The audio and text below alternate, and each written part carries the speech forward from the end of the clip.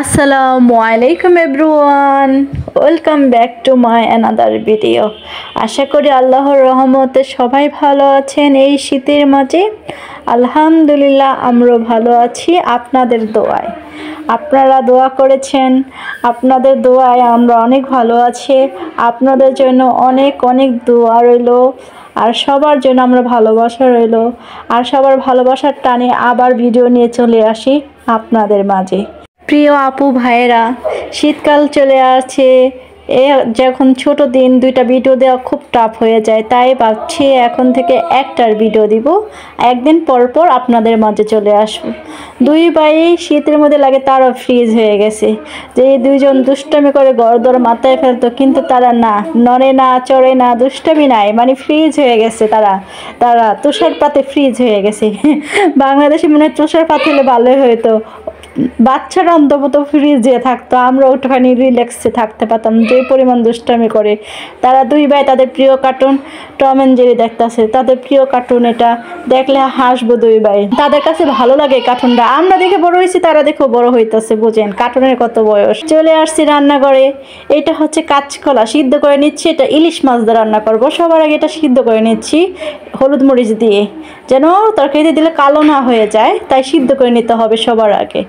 আরেক চুলায় ইলিশ মাছটা বেজে নিচ্ছি। সাধারণত আমরা ইলিশ মাছ বেজে খাই না, কিন্তু ইলিশ মাছটা ফ্রিজে রাখার পর যেন কেমন নষ্ট হয়ে গেছে, নরম হয়ে গেছে, তাই ভাবছি বেজে নিলে বেটার হবে, নাহলে একদম শেষ হয়ে যাবে, তরকারির সাথে খাওয়ানো যাবে না। তাই পেঁয়াজ মরিচটা আগে সুন্দর করে বেজে সুন্দর করে নিয়েছি, তারপর পানি ঢেলে মশলাটা কষিয়ে নিব। মশলা দিয়ে দিব পরিমাণ মতন হলুদ মরিচের ফাঁকি। আর হলো, আমরা ইলিশ মাছে আদা রসুন খাই না, তারপর কারণ হলো ইলিশ মাছের নিজস্ব একটা ঘ্রাণ আছে, স্মেল আছে, সেটা নষ্ট করতে চাই না, তাই আদা রসুনটা ইলিশ মাছে আমাদের খাওয়া হয় না।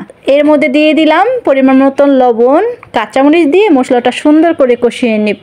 এই দিয়ে হয়ে যাবে আমাদের আজকের রান্নাটা, আর কিছু দিব না, ইউজ করবো না। মশলাটা যেহেতু কষানো হয়ে গেছে, এর মাঝে আমার সিদ্ধ করা কাঁচকলাটা অ্যাড করে ফেলবো।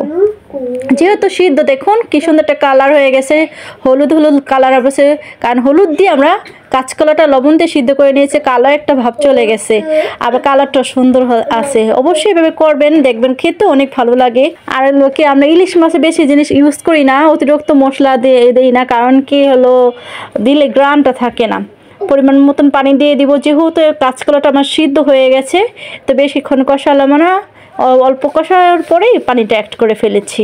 দেখুন কালারটা কি দারুণ আসছে। এর সাথে আমি আমার বেজে ফেলা ইলিশ মাছটি দিয়ে দিব।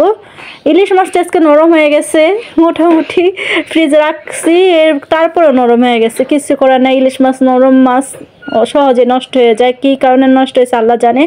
মাছটা দিয়ে ঢেকে দিয়েছি। তা দেখুন আমার হয়ে গেছে। আমি এখানে কোনো ধনেপাতাও ইউজ করব না, কারণ কি জানেন, ধনেপাতাটা আমরা ইলিশ মাছে খাই না। ইলিশ মাছ আমরা বেশি, ইলিশ মাছের নিজস্ব একটা গ্রানি রাখতে চাই, তাই অতিরিক্ত কিছু ইউজ করি না। এই জন্য দেখুন হয়ে গেছে আমার ইলিশ মাছ। এটাতে আমি চড়িয়ে দেবো অনেকের করলা ভাজি, করলা বলে, উস্তা বলে, সাধারণত করলা ভাজিটা তিতা হয়ে থাকে অনেকে, কিন্তু আমি আজকে যেভাবে রান্না করি সেভাবে কখনো তিতা হয় না, এটা আমার শাশুড়ি মায়ের থেকে শেখা। আগে পেঁয়াজটা ভাজা করে তার মধ্যে ধোয়া করলাটি আমি দিয়ে দিব, করলা আলু একসাথে আমি দিয়ে দিচ্ছি, একসাথে এর মধ্যে দিয়ে দিচ্ছি কাঁচামরিচ, লবণ পরিমাণ মতন, কিছু পেঁয়াজ কাটা ইচ্ছা হলে মানে আপনারা ইউজ করতে পারেন, না করলে সমস্যা নাই। তো আর আমি বেশি লাড়ালাড়ি করলাম না, তার মধ্যে ঢেকে দিয়েছি। লাড়বেন না অবশ্যই, একবার ঢাকার পরে আর উঠাবেন না, চুলাটা ডিম করে দিবেন আর তারপর উঠায় ফেলবেন। দেখুন হয়ে গেছে আমার করলা ভাজি, প্রায় হয়ে আসছে, যেহেতু আর কোনো ডাকাডাকি মানে এখন চুলাটা আঁচ বাড়িয়ে দিয়েছি, আর যখন ঢেকে দিয়েছি তখন অবশ্যই আঁচটা কমিয়ে দিবেন, তারপর আর তিতা হবে না। এইভাবে যদি করলা ভাজিটা করে দেখেন না, অবশ্যই তিতা হবে না, পুরা খেতে পারবেন, সবাই ভালো পাবে।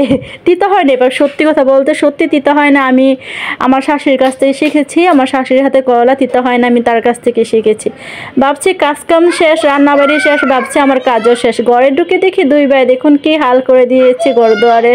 একটু আগে আপা গুছিয়ে গেছে, কিন্তু না, তারা তো তারা আর ফ্রিজ হয় নাই, তারা মাঝে মাঝে ফ্রিজ থেকে উঠে যায়, ঠান্ডা থেকে উঠে যায়।